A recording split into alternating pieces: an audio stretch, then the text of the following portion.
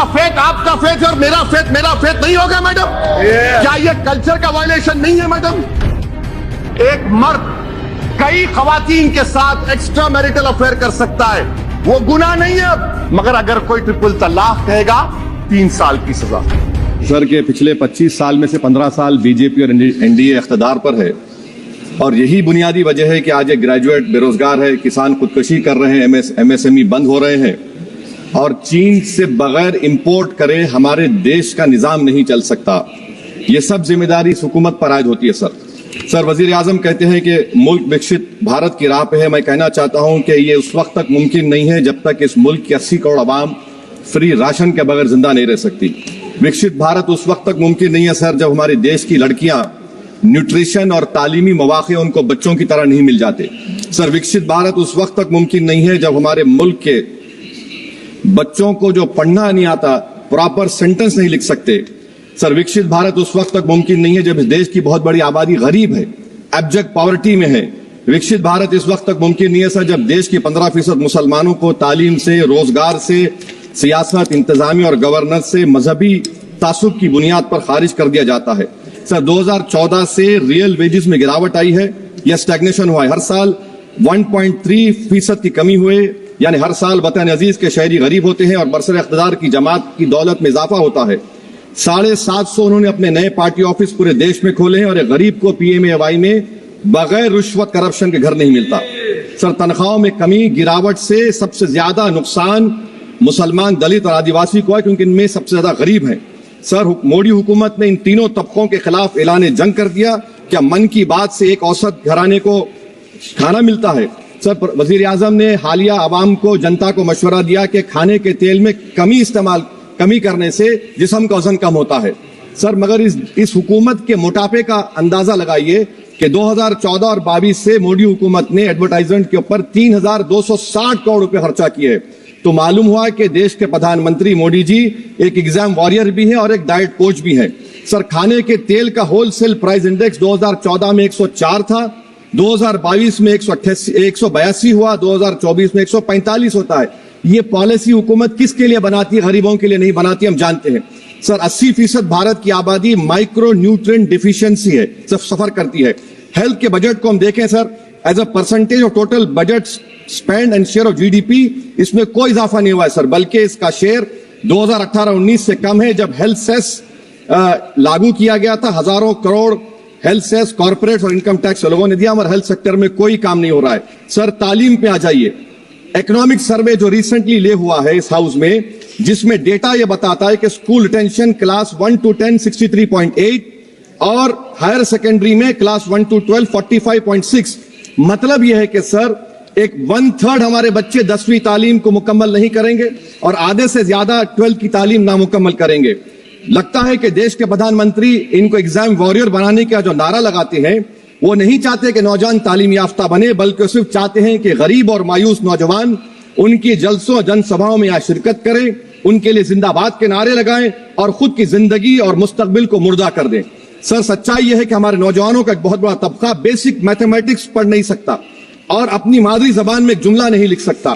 Sir जो सौतेला तासुब रवैया अक़लियतों के साथ हुकूमत कर रही है, इसकी मिसाल यह है कि वजारत अक़लियती बहबूद का बजट पिछले साल से कम हो गया है। सर मैं एग्जाम्पल दे रहा हूं आपको, जो pre matric, post matric, MANF, free coaching, interest subsidy education loan है, एलोकेशन फॉर एजुकेशन एम्पावरमेंट में जबरदस्त कमी आई है। सर पिछले साल 1575 करोड़ था सर, इस साल 678 करोड़ कर दिया गया है। सर सेंट्रल सेक्टर की जो स्कीम्स है, जिसमें education, empowerment, skill development, PM विकास है, 2024 में 2120 करोड़ में से सिर्फ 770 खर्चा किए गए। सर 2025-26 में उसको 1237 करोड़ कर दिया गया। सर ये सरकार अक़लियतों को और खास तौर से मुसलमानों को मुकम्मल नजरअंदाज कर दी गई है।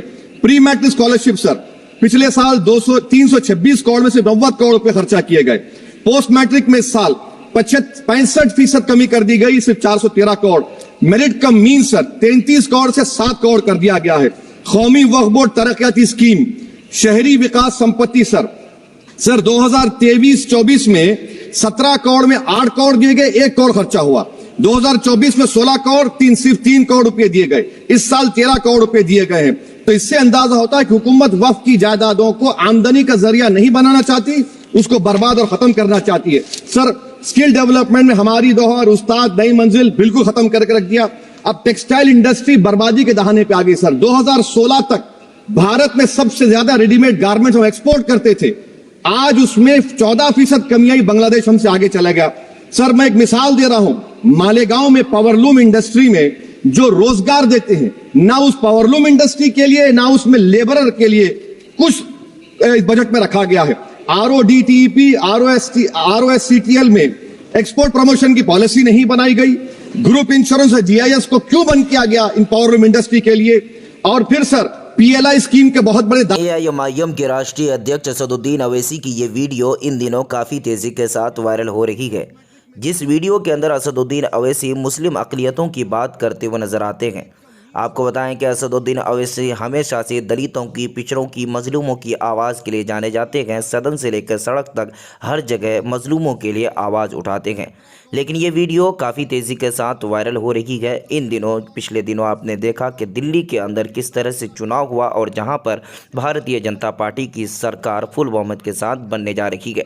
वहीं पर असदुद्दीन अवैसी की पार्टी 2 सीटों पर चुनाव लड़ी थी, मुस्तफ़ाबाद और ओखला से। लेकिन हैरत की बात यह है, दुर्भाग्य की बात यह है कि दोनों के दोनों सीट में AIMIM को हार मिली है।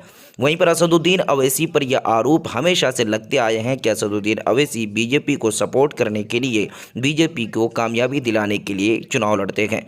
वहीं पर बताया जा रहा है कि जिस तरह से अरविंद केजरीवाल को वहां पर हार मिली है, तो सबसे ज़्यादा जो नुकसान हुआ है तो वो कांग्रेस पार्टी को लेकर असदुद्दीन अवैसी के कार्यकर्ताओं द्वारा और उनके समर्थकों द्वारा ये कहा जा रहा है कि हमारे ऊपर आरोप लगाने वाले लोग क्या ये नहीं देख रहे हैं कि अरविंद केजरीवाल किस तरह से हारे और कौन सी पार्टी के कैंडिडेट की वजह से हारे?